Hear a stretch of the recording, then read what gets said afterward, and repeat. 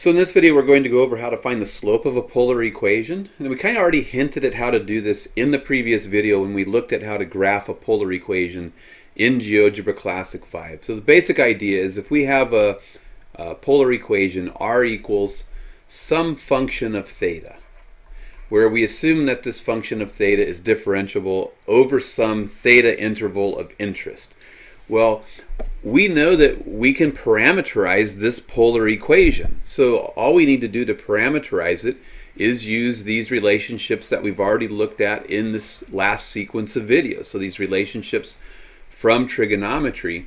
So if r equals f of theta, then we know how to describe the x and the y coordinates. We know that x of theta is going to equal r times the cosine of theta, but if r is f of theta, now we have f of theta times the cosine of theta.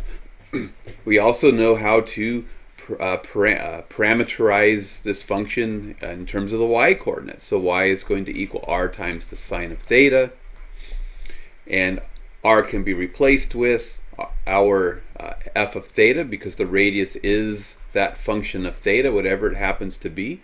So f of theta times the sine of theta. And now we have parametric functions where we parameterize things as functions of theta. So this is y as a function of theta. And in the last homework assignment, we looked at the calculus of parametric functions, and we discovered that if we wanted the slope, which is just dy dx, this dy dx describes the slope of a line working in x and y coordinate world. Well, we discovered that we could take the ratio of the derivatives of y and x with respect to the parameter. So in this case, we would just find dy d theta,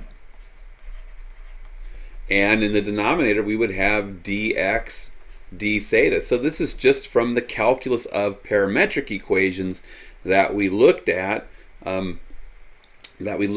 in the previous set of videos. And this is really taking d theta of y and d theta of our function x. But if we're going to do that, that really means we're taking the derivative of this and this. So if we think about taking d theta of y, which is just f of theta times the sine of theta, and taking d theta of x of theta, so take d theta of x of theta, but x of theta is just f of theta times the cosine of theta. What we see is the numerator is the product of two functions. So to take this derivative, we would just apply the product rule for taking derivatives. We would do the derivative of the first function, f prime of theta, times the second function, sine of theta, plus the first function times the derivative of the second function. So we'd get times the cosine of theta, and there's the times the sorry, I'm mumbling to myself now, times the cosine of theta. Now we take the derivative of the denominator, so we would take the derivative of the first function, so we get f prime of theta, times the second function, which is the cosine of theta. Then it would be plus the first function, which is f of theta, times the derivative of the second function, but the derivative of the cosine is minus sine. So I'd get a sine here, and instead of a plus here, we just write it with a minus.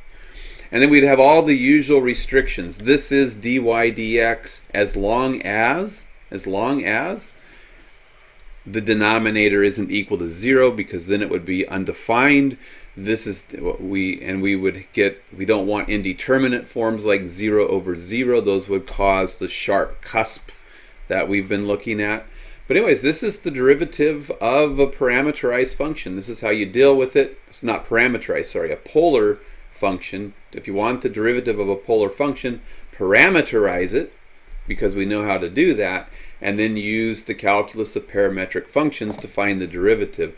So on this slide, it's typed up nicely for you in case you want to write it down for your notes. I'm going to shut up now. If you want to write it down, pause the video.